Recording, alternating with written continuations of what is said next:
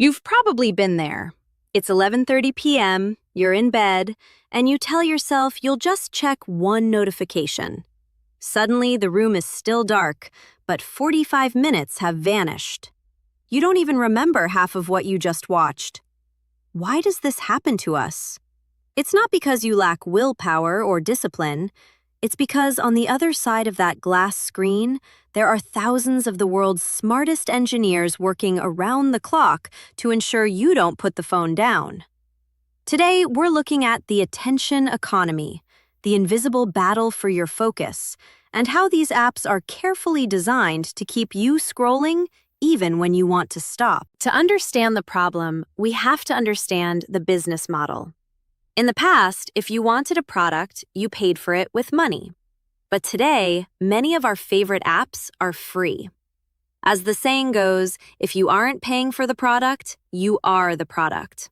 Specifically, your attention is the product. Every second you spend looking at a screen is a second that can be sold to advertisers. This has created an attention economy.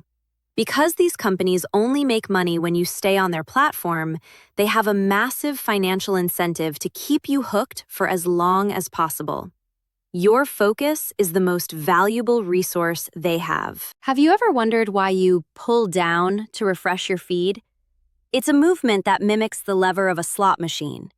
This is what psychologists call variable rewards. If you knew exactly what you were going to see every time you opened an app, you'd get bored.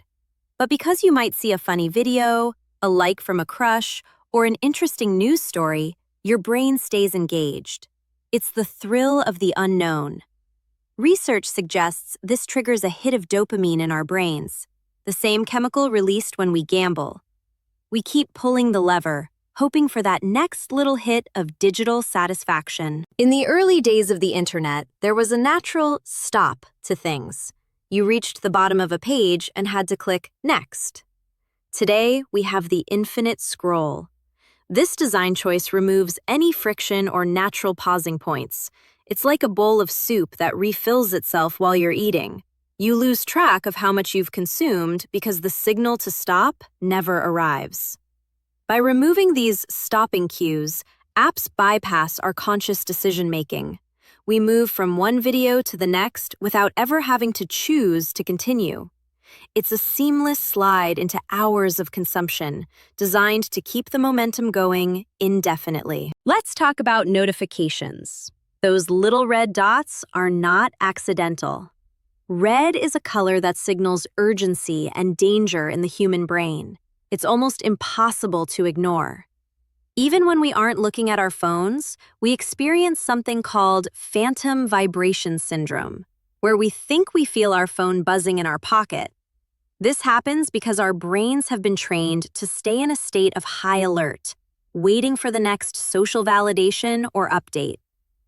These interruptions break our deep work and our presence with loved ones, pulling us back into the digital world the moment our attention starts to drift toward reality. Consider someone like Sarah. She's a busy professional who loves her job, but she noticed she was feeling constantly exhausted.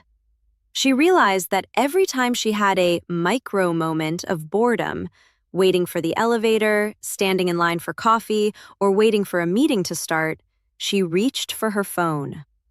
These tiny gaps in our day used to be moments for reflection, daydreaming, or just resting our minds.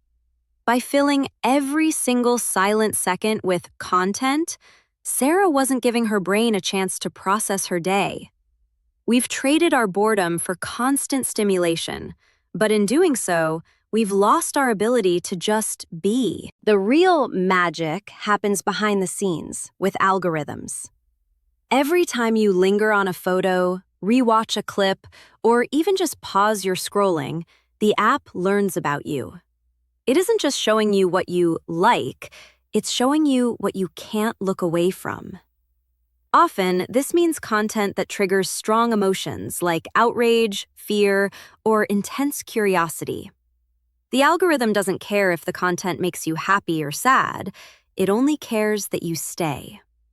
Over time, this creates a feedback loop where the app knows your weaknesses better than you do, serving up exactly what will keep your eyes glued to the screen. It can feel overwhelming to realize how much thought goes into capturing our focus, but the power isn't entirely out of our hands. Awareness is the first step. Once you see the tricks, the red dots, the infinite scroll, the variable rewards, they start to lose their power over you. We can begin to build friction back into our lives. These apps are designed to be frictionless, so our goal is to make it just a little bit harder to get lost in them. It's about moving from a passive consumer to an intentional user. We don't have to delete everything, but we do need to set the terms of the relationship. Here is a practical takeaway you can try right now. Turn your phone to grayscale. Our brains are highly attracted to the vibrant, saturated colors of app icons. Instagram purple and YouTube red are designed to look like candy. When you strip away the color, the phone becomes a tool rather than a toy. It suddenly looks dull and utilitarian. Research suggests this simple change can significantly reduce the amount of time we spend aimlessly browsing. Try it for 24 hours. You might be surprised at how much less urgent those apps feel when they're just shades of gray. Another powerful tool is creating physical and temporal borders. We've let our phones enter every corner of our lives: the dinner table, the bathroom, the bedroom. Try establishing phone-free zones. For example, make the dining table a sacred space where phones are kept in another room. Or try the 30-30 rule. No screens for the first 30 minutes of your day and the last 30 minutes before bed. This allows your brain to wake up and wind down on its own terms, rather than being immediately hijacked by the demands and opinions of the rest of the world the moment you open your eyes. Before you open an app, ask yourself, what is my intent? We often open social media out of habit or a slight feeling of anxiety. If you can't name a specific reason, like I'm checking the time of the event or I'm sending a quick birthday message, then consider putting it back down. By naming your intention, you bring your conscious mind back into the driver's seat. It's the difference between walking into a grocery store for a gallon of milk versus wandering aimlessly through the aisles. One has an endpoint. The other is designed to make you spend more than you intended. Take 10 minutes today to audit your notifications. Go into your settings and turn off everything except for people. You likely don't need a buzz to tell you that someone liked a photo or that a shopping app has a 10% discount.